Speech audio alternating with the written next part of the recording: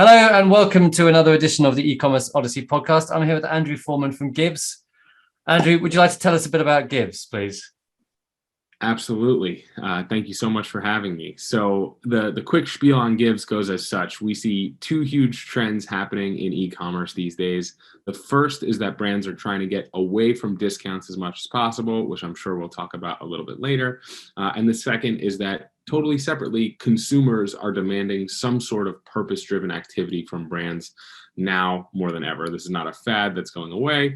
The younger generations kind of brought this to light, and the older generations are converting over to it. So this is something that every brand's trying to figure out. How do we do this in a genuine and authentic manner? It's really hard. It's usually on the old way of doing it, it's expensive to do it up front, and then you're not sure what the measurable outcome is. But everybody's thinking about it. So that's trend two. So Givz sits at the nexus of those two trends, allowing brands to convert discounts into donations and run what we're calling donation-based incentives, which allow brands to do something like, instead of spend $100 and get $20 off, you could say, hey, we're donating $20 to your favorite charity whenever you spend $100 or more. And that's actually going to be more effective than the $20 off that everybody else is giving. So that's the basic premise of what we do. And I'm happy to dive in a whole lot more about it. So so just can you give us a typical example of a typical customer and how it worked for them? Because I can see, as a cynical businessman, I'm just thinking, people want money, they love discounts. I personally would probably think, maybe I'm different, but I would probably prefer to give a discount for me than give to a charity. Am I just different? Am I just a bad person? So no, absolutely not. I had that same thought process actually, and until we actually tried it, we couldn't have actually expected the outcome to be the way it was. So there's something going on in the consumer psychological behavior. If you were to see an offer that said, hey, you can get a 20% discount or you can get 20% to give to the charity of your choice, I agree with you. And we've actually run studies. People given the choice will take the discount every time. But ironically, when you only give the people the choice of, hey, you're going to get 20% to give to the charity of your choice, something clicks in the mind where you wanted this, you wanted to try this product anyway. Now you're doing it for good. And you're going to get to choose the charity that you care about, and you actually purchase it more often than you would have if it was just a standard 20% discount, because that's something that you're kind of numb to and you're seeing over and over again. So let me give you an example of something that a client has done. So a client of ours, one of our good clients, Spongele, you can call them Spongele or Spongel. They're happy either way. But if you check out Spongele, they are donating 5% of every purchase over $50, right? And that's their evergreen offer. So they have put that on their site now for the past 5 or 6 months. And they've seen average order value just tick up and to the right ever since they put that banner on the top of their site. Mm-hmm. Since they're putting a banner on top of your site, we're donating 5% of every purchase over $50. And that just encourages people to put an extra item in their cart, get over $50 so that they can feel good as a human being and support a charity that they care about most. And so they've just seen 10, 15, 20, 30% increases in average order value, and it's sustaining. It's got to level off at some point because it's going to get to the $50 mark. But that's their evergreen offer. And then during the holiday period, let's say, Black Friday, Cyber Monday type of deal, that's where they can now take away the spend threshold, say, hey, every purchase, instead of we're upping the percentage from 5 to 10%, and we're taking away the spend threshold. So for Black Friday through Cyber Monday, here's your normal 20% off coupon or whatever you're going to give. It doesn't have to be a deep discount this time because you're going to add 10% to give to the charity of your choice. So how do you find, so obviously, if you had if this company gave away, 5% of the $50, they would get an increase anyway. Do you see that giving a charitable donation is more effective for them than giving away a 5% discount? And what would that figure be? Yes. So two things there. So first thing is that when people actually make a qualifying purchase, so there will be about half the folks, and this number is rising, but let's call it 50% of people right now that feel good about hitting the $50 mark. so that they get the 5% to give to charity, but they're too lazy on the back end to actually allocate the money. And so it works kind of like a gift card. So they end up not actually donating the money. So giving 5% of every purchase over $50 actually equates to 2.5%, because half the people will ignore the message and just not donate, not allocate the money. So So the real test would be, what if you did spend $50 or more, and we'll give you a 2.5% off your purchase. Now, we haven't run that A/B test in particular, but what we have run are A/B tests where on the more push days, so you could do something like, hey, half the email list gets an email that says, here's 20% off. The other half of the email list gets an email that says, here's 10% off plus 10% to give to the charity of your choice. And what we've seen is that when you run a study like that, we're seeing a 20% lift in people that do the 10% off plus 10% to give to the charity, as opposed to just the 20% off. And and the 10 plus 10 only costs 15, if we're following that 50% math logic. So the real test that we encourage folks to run is a 20% off offer versus a 15% off plus 15% to give to charity, because that 15 plus 15 will end up costing right around 20%, 22.5%, I guess, to be exact. So it costs a little bit more. But in that case, we see like 58% increase in revenue when you do 15%. Okay. So if you, do you have relationships with lots of charities that mean, like, if I go in my experience with something like Amazon Smile, right? Or you have things in the UK like, not Just Giving, anyway, there's a like a cashback site where you can give money to charity. Do you have relationships with lots of charities and a long drop down list that you can, is every, will I be able to pick whatever charity? Easy for me. Yeah. So importantly, it's post purchase, and yes, there is we have a relationship with the PayPal Giving Fund. So starting in the US, there's over 250,000 charities enrolled in the PayPal Giving Fund. So basically any charity that you want to give to is there. If they're not there, they can enroll in the PayPal Giving Fund, and it's a super easy 2-day process, 2-day approval process, 5-minute application to get in there. And so we can work with pretty much any charity in the United States for now. We're working with PayPal Giving Fund in the UK and Canada and Australia to expand to those places next. But for now, yes, 250,000 different charities to choose from. That being said, each brand chooses charities to highlight every single month. And they could be the same every month because the brand has a consistent giving mission. Or right now it's Black History Month. Next month is Women's History Month. April, you have Earth Day. So you can switch up the featured charities that you care about as a brand. And that's what gets the most amount of clicks and donations at the end of the day, because people like to see what you stand for as a brand, and then they'll join you in that mission. You actually learn a lot from which featured charities are people choosing, or are people, using the search bar and donating to something entirely different than what you care about. So is this, so you integrate with Shopify, this is the Shopify app? Yep. Are there any setup costs? Is it you just install it? Just install it. There's a 14-day free trial right now. I think any listeners that are here will extend that to like a 2-month free trial so you can check it out and try it.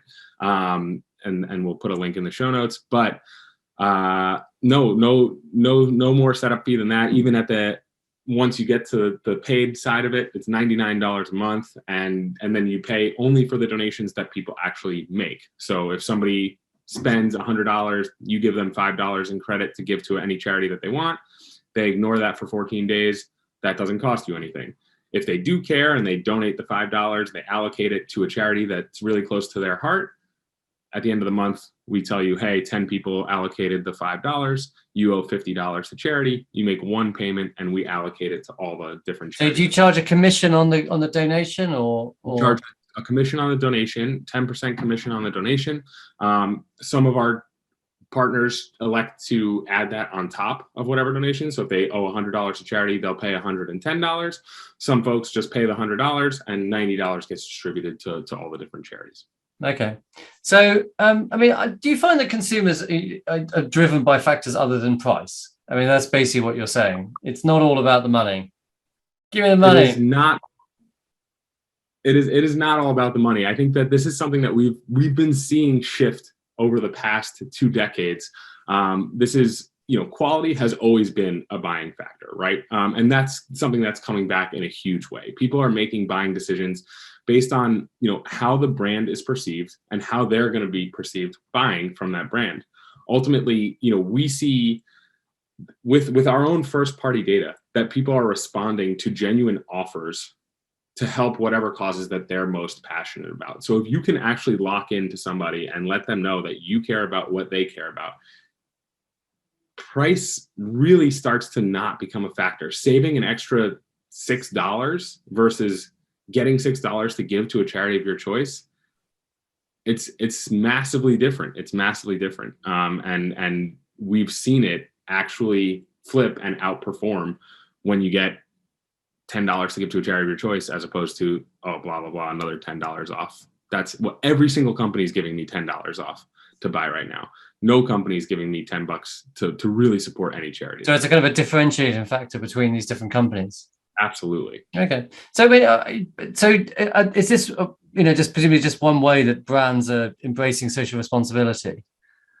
Yeah. So I always, the funny part is like, people are like, hey, like what do you run into? What do people say? Are they already doing something like this? In general, no. What we're running into is the status quo, and people are worried that if they change their discount, then they're not going to have as many sales. But we can run an easy test on that and figure that out. The old way of social responsibility or social good, again, brands are feeling this pressure. They know they have to do something. So what they end up doing is they try to say, all right, for Breast Cancer Awareness Month, we're going to partner with a breast cancer charity. You have to go through a whole host of, commercial co-venture agreements, signing agreements that are different in every state in the United States. I'm sure the laws are all different all over the world. And you have to, in order to use that logo, oftentimes you have to commit to, all right, we're going to send $25,000 to you guys, no matter what happens here. And then we're going to be able to say, okay, 10% of every purchase in this month is going to the American Cancer Society. That is a whole lot of upfront work that you have to plan 6 months in advance. And then how many people actually care about the American Cancer Society? Of course, people generally feel good about it, but maybe 2 or 3% of your customer base genuinely passionately cares about the one cause that you chose. So we sit here to take this into the new way of saying, hey, we're putting our money as a brand where our mouth is. We care about you, our customer. Personalization is becoming more and more important. The products are usually personalized to the people. Why not give them the say in where the money goes? And you can highlight the American Cancer Society as a charity that you care about, and you can put it as the top charity, and people will support it if they care about it, or they'll keep scrolling to see what else you support, or ultimately type in their own charity. So we really fundamentally feel that cause marketing is moving from a 1.0 to a 2.0, and putting the decision with the customer is the 2.0, and bringing them into your mission. Okay, so how do you see your product progressing? I mean, at the moment, what are your plans? What's the roadmap? Yeah, so there's a couple of different ways that we could take that. So on our side, right now we have the Shopify app. We've been super focused on the Shopify side of things. We also have a platform agnostic API that anybody can plug into. So we launched with like a Betterment financial institution type of deal last month, and we have some much larger customers as well that are clearly not on Shopify. However, we'll want to build in, Salesforce integrations, Magento integration, et cetera, like that type of deal, expanding that way. We also want to expand internationally into the UK, Canada, and Australia, as well as, I think, a bigger vision, probably what you're asking, like what's next aside from the donation incentive side. We're also getting a ton of inquiries as we send money to charities. Charities are reaching out to us saying like, hey, how can we be more involved? And we always get our merchants asking, which charities should we highlight? Which charities should we feature? So there's a natural marketplace to be made there, as brands are trying to figure out how do we not spend as much as we're spending on Google and Facebook ads? Is there any other way to reach audiences? And then these charities have audiences of their own, and they're trying to figure out how do we, not just send an email that says, give us more money, right? Can we send something else other than give us more money, which could be, hey, here's a really cool brand that's featuring us right now. If you are in the market for a new pair of shoes, please shop here and get the $20 that they're giving you and give it to us, right? But do you see these? I mean, because in the UK we've got various. I mean, I can't remember the name of it, but there's a site. It's like you have these cashback sites where you go on and you basically. I use the cashback site to give the money to me, but nicer people than me would go to the cashback site to give the money to the charity. Yes. Is that the kind of thing you're thinking of doing, or kind of a marketplace for goods? So I think there's two. Yeah. So then that you just hit on the third piece of it, which is actually, we've had over 50,000 people now allocate money to charities that they care about through our brand partners. Those folks could have a marketplace as well, where it's like, hey, start your shopping here, kind of like a Rakuten or a Honey for Good type of deal, as opposed to cash back in your pocket. On that side of things, we do get customers asking for that. Where else can I shop? And we're publishing some of our Givz gift guides, so you can shop at any of these 50 stores and you're going to get money back to give to the charity of your choice.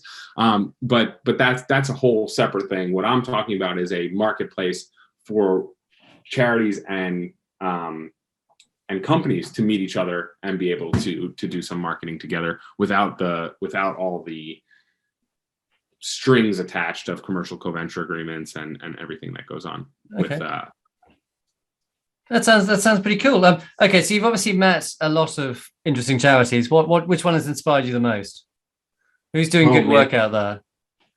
Yeah, that's tough. There are so many organizations doing unbelievable work at the moment. I mean, for me, I guess I'd have to talk about there's a couple of organizations that really inspired me early on. One very small organization called Bent on Learning here in New York, where they actually they go into inner city schools and teach yoga and mindfulness and mental health wellness, basically, to middle schoolers. And I know it sounds crazy, but they've been extremely, extremely effective. You should see the notes that these kids write after they, graduate 8th grade and go into high school. And then they talk about the Bent on Learning programs and how that hour per week where they were able to just doing the yoga is a quarter of the battle. I think helping out stressed out kids. Yeah. With too much going on.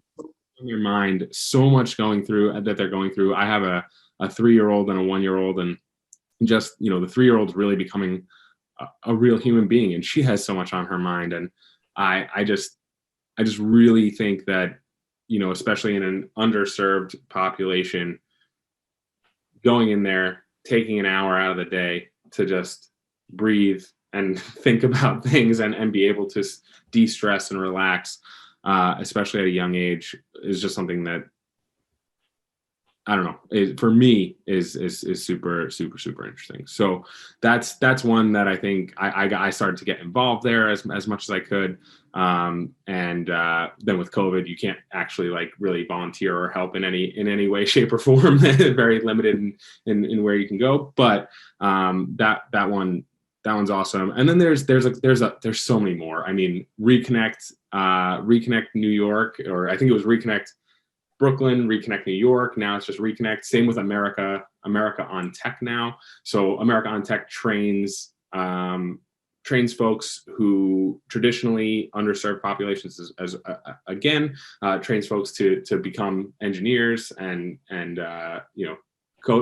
teach them coding. And basically they graduate the America on Tech program. When they come in, they had really no prospects. They come out making $100,000 a year. Wild. That's okay. I should do that. Sounds good. Unbelievable stuff. And then the Reconnect folks are doing unbelievable work. They're giving folks, again, who really have nothing, coming to a job, and they're paying them, and they're just giving them jobs. And it started with woodworking. Now there's a cafe where they're serving folks, and now they're building a whole hospitality. So they're starting with a big hotel, and it's all run by these folks who had nothing initially, and now they're getting hands-on work experience. It's wild, just changing. And so presumably they're all getting money through Givz as well. Yeah. So yeah, we have a number of our brands that when they ask, so when they ask like, hey, we wanna support people of color who are entrepreneurial, and I'm like, okay, great. Reconnect is perfect for that, right? And it's like, hey, we want to support people getting into tech. It's like, okay, great. America on Tech. Hey, we want to support mental health, wellness. Bent on Learning is amazing in the New York area, and then Child Mind Institute is an amazing organization across the United States and really worldwide. So there's so many to choose from, but all that knowledge being within the Givz side of things, I want to make that a marketplace so that somebody says, hey, I want to partner with a mental health charity, Child Mind Institute, and Bent on Learning, and a whole host of others pop right up, and they can actually just make the connection right there through Givz. Cool. So Andrew, it's been great talking to you. I look forward to your product coming to the UK so we can try it out. Absolutely. It'll be there before the end of the year for sure. Excellent. Great. Nice to speak to you. Goodbye.